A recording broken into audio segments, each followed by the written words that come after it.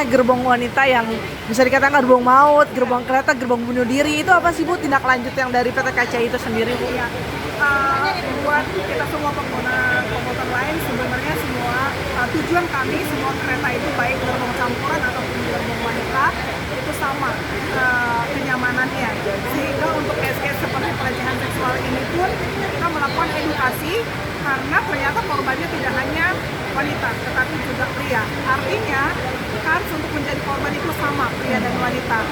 Jadi semua kereta itu kita meminta untuk sama nyamannya, dan ini untuk kerjasama baik dari komuter lain ataupun baik dari penumpang untuk menjaga bahwa dimanapun kita naik di gerbong atau kereta wanita ataupun kereta campuran, kita tetap mengutamakan keselamatan, kenyamanan, dan bekerja sama. Kalau misalkan melihat ada kejadian-kejadian yang dapat mengganggu kenyamanan, kita bisa langsung melaporkan ke 021121. Kalau misalkan tidak melihat petugas, 24 jam kami siap untuk melayani.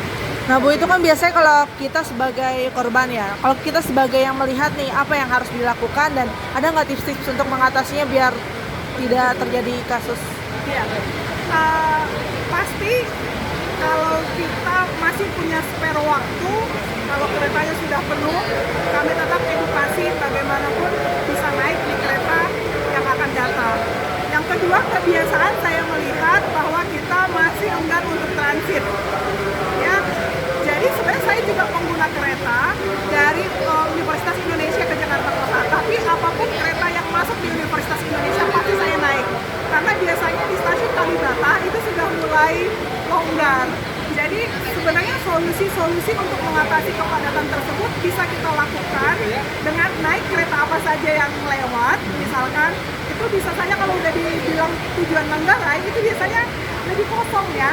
Jadi saya sarankan kepada pengguna komuter lain tidak apa-apa transit atau memilih stasiun-stasiun seperti Tebet, seperti Cawang itu bisa untuk melanjutkan perjalanan. Nah kalau sebagai orang yang melihat pelecehan seksual ini apa yang harus kita lakukan biasanya?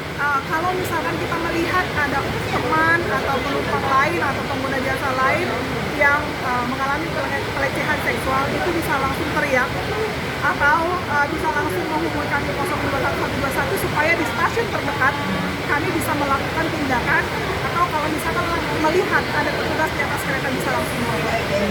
Oke.